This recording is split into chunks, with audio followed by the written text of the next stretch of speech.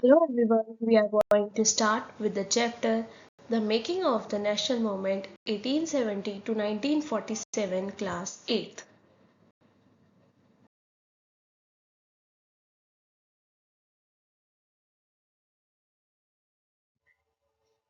In this chapter, we will cover the following topics like the emergence of nationalism, the nation making, freedom is our birthright, the growth of mass nationalism, the revolt satyagraha, the advent of Mahatma Gandhi, Khilafat agitation, people initiatives, the people Mahatma, the happenings of 1922 to 1929, the march to Dandi, and quit India and later.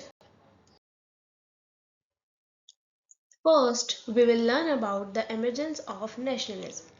Within about 100 years, the British took control of almost every aspect of life in India. Many Indians began to feel that the British control had to end to make India the country. Basically, nationalism gained prominence in the 19th century as people in various regions began to develop a strong sense of identity and loyalty to their nations. There was often a response to colonialism, foreign rule, or oppressive governments. The emergence of nationalism had a profound impact on the course of history, leading to the formation of modern nation states and shaping political, social, and cultural developments worldwide.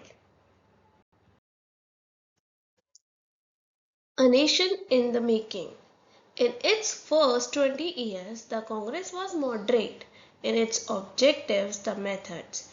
During the period, the main demand of Congress was about getting a greater voice for India's in the government and administration. So, it refers to the period when India was in the process of forming as a nation state and gaining independence from British colonial rule. India was under British colonial rule for nearly 2 centuries, which led to various movements and struggles for independence. The late 19th and early 20th century witnessed this rise of Indian nationalism with leaders like Mahatma Gandhi, Jawaharlal Nehru, and Subhash Chandra Bose advocating for self rule and independence. Basically, A Nation in the Making captures the historical journey of India as it transitioned from being a colony to a sovereign nation, with all the challenges and complexities that accompanied this transformation. It's an important topic in understanding India's modern history.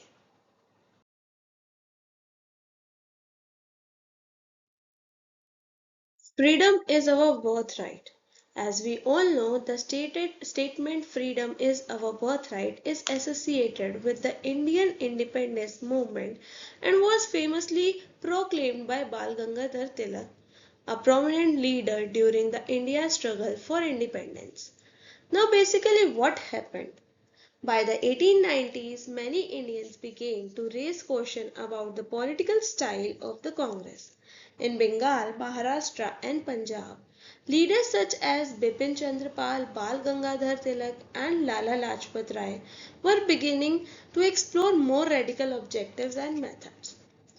In 1905, Viceroy Curzons of Bengal. At that time, Bengal was the biggest province of British India and included Bihar and parts of Orissa. The partition of Bengal infuriated people all over the India. Then, the Swadeshi movement sought to oppose British rule and encourage the ideas of self-help, that is Swadeshi enterprises. Some individuals also began to suggest that revolutionary violence would be necessary to overthrow British rule. Meanwhile, the Congress split in 1907. The moderates were opposed to the use of boycott. They felt that it involved the use of force. After the split of Congress came to be dominated by the moderates with Tilak's followers functioning from outside. The two groups reunited in December 1915. After the next years, the Congress and the Muslim League signed the historical Lucknow Pact and decided to work together for representative government in the country. The growth of mass nationalism. After 1919, the struggle against British rule gradually became a mass movement involving peasants, tribals, students, and women in large number and occasionally factory workers as well. Certain business groups to began to actively support the Congress in the 1920s. But why was this so? Actually, the First World War altered the economic and political situation in India. It led to a huge rise in the defense expenditure of the government of India. The government in turn increased taxes on individual incomes and businesses' profits. On the other hand, business groups reaped fabulous profits from the war. Indian industries expanded during the war, and Indian business groups began to demand greater opportunities for development. Now, in 1917, there was a revolution in Russia. News about peasants and workers' struggles and ideas of socialism circulated widely, inspiring Indian nationalism. The advent of Mahatma Gandhi marked a pivotal moment in India's struggles for independence from British colonial rule. Mahatma Gandhi, whose full name was Mohandas Karamchand Gandhi, is widely regarded as one of the most influential figures in the 20th century. Gandhi returned to India in 1950.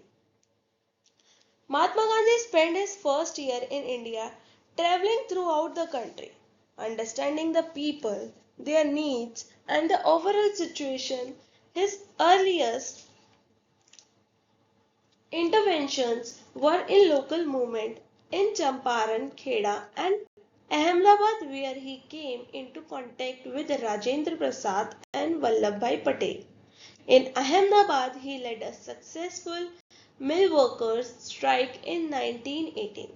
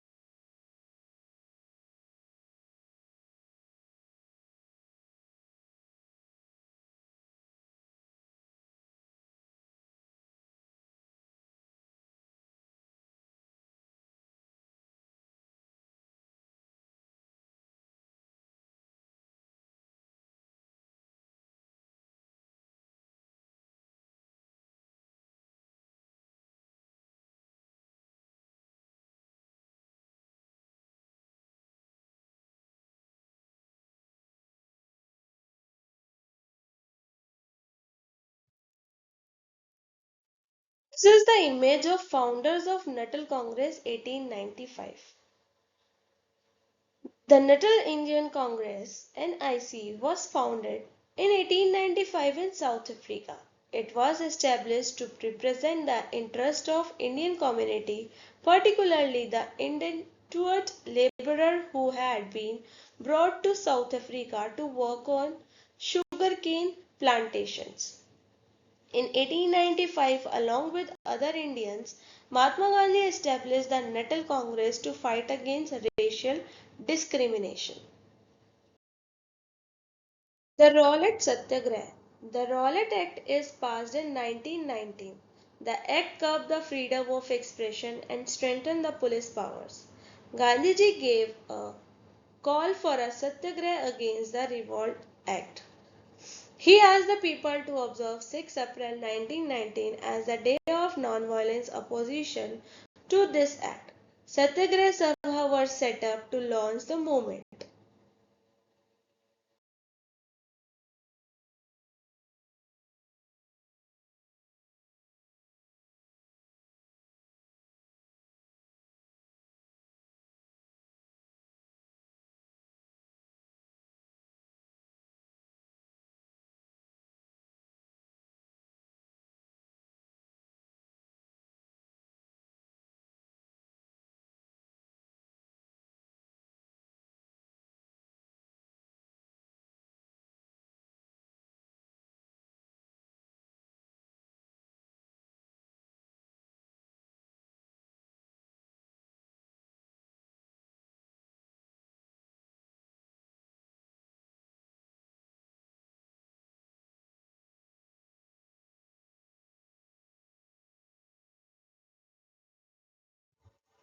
Basically, the Rowlatt Satyagraha became the first all India struggle against the British government. However, it was mainly restricted to the cities. Many demonstrations and hurdles took place in the country. The government used brutal measures to suppress the revolt. The Jallianwala Bagh massacre was one example of such brutal measures. Rabindranath Tagore re-announced his knighthood in protest of Jallianwala Bagh incident. Now we will understand about the Khilafat agitation and the non-cooperation movement. In 1920, the British imposed a harsh treaty on the Turkish Sultan or Khilafat. People were furious about this as they had been about the Jallianwala massacre. Also, Indian Muslims were keen that the Khalifa be allowed to retain control over Muslim sacred places in the Eastwell Autonomous Empire. The leaders of the Khilafat agitation, Muhammad Ali and Shaukat Ali, now wished to initiate a full-fledged non-cooperation movement. Gandhiji supposed their call and urged the Congress to campaign against Punjab wrongs, Jallianwala massacre, and the Khilafat wrong and demand Swaraj. The non-cooperation movement gained momentum through 1921 to 22.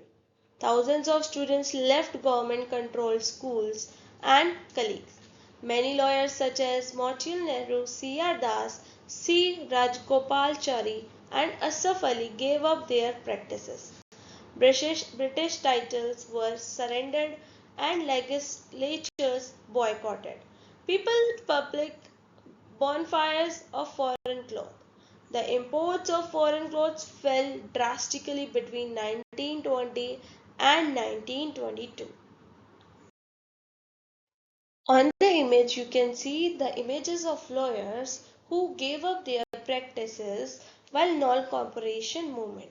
And the lawyers were Shaukat Ali, Motilal Nehru, C.R. Das, C. Raj Gopalachari, and Ashraf Ali. What were the people's initiative? In many cases, people resisted British rule non-violently. In others, different cases and groups interpreting Gandhiji's call in their own manner, protested in ways that were not in accordance with his ideas.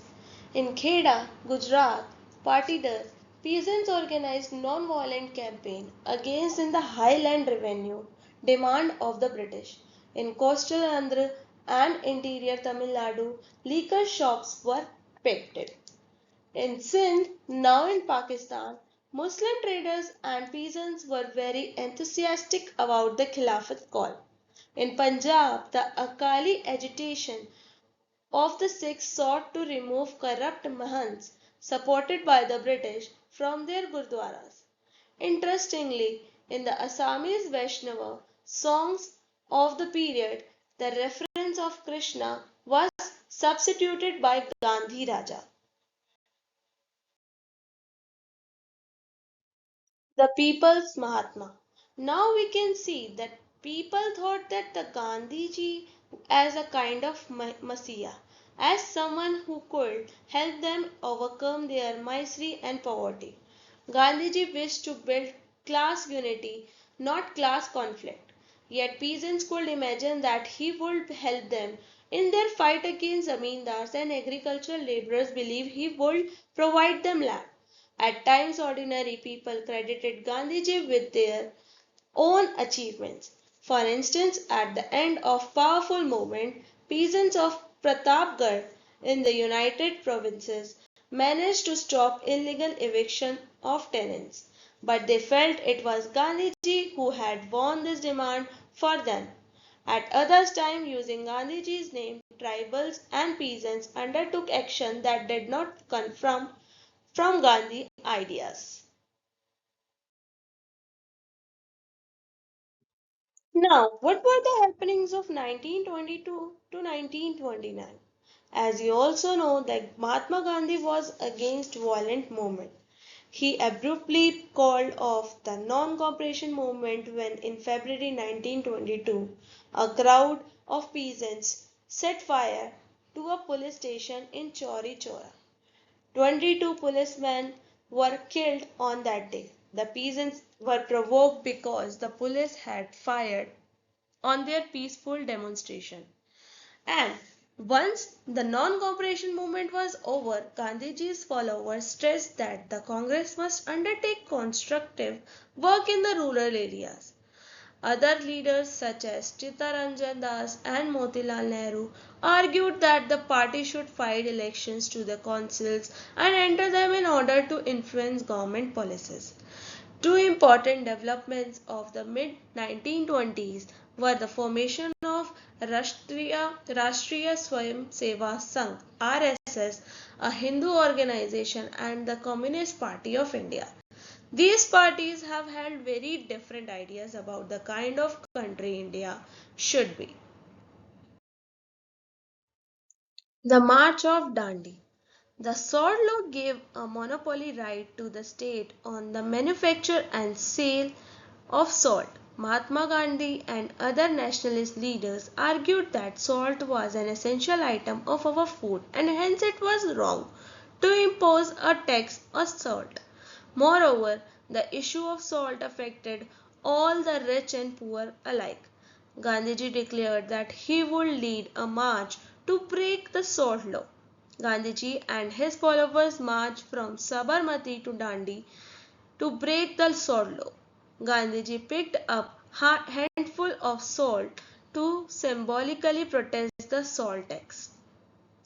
The salt movement attracted supporters from all walks of life, including the peasants and tribals and women.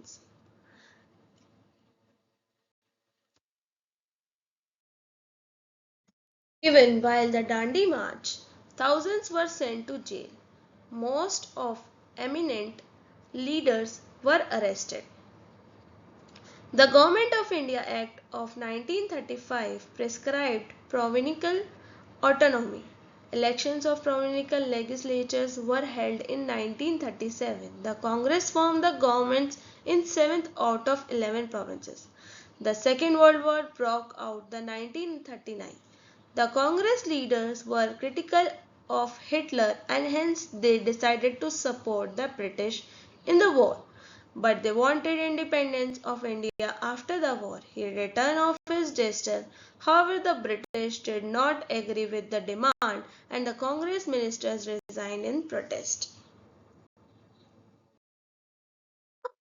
The Quit India and later.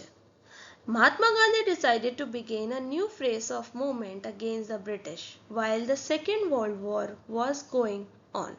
Gandhiji urged the people to do or die. Gandhiji and several other leaders were arrested. Nevertheless, the movement spread. Peasants and youths participated in the movement in the large numbers. Symbols of state authority were attacked all over the country. Telephone lines were cut off. People set up their own governments in many areas. 16th August 1946 announced as Direct Action Day. On this day, riots broke out in Calcutta, lasting several days and resulting in the death of thousands of people. By March 1947, violence spread to different parts of northern India. Many hundred thousands people were killed and numerous women had to face untold brutalities during the partition. Millions of people were forced to flee their homes, torn asunder from their homelands. They were reduced to being refugees in aligned lands. Partition also meant that India changed. Many of its cities changed, and a new country, Pakistan, was born. So the joy of our country's independence from British rule came mixed with the pain and violence of partition. Even you can see the image related to the Quit India movement. Now, hope you understand that this period of the Indian national movement from 1870 to 1947 marked a journey of determination, resilience, and unity among Indians in their quest of freedom from British colonial rule. It witnessed the emergence of prominent leaders, the formation of nationalist organizations, and the adoption of various strategies, including non-violent resistance. Thank you.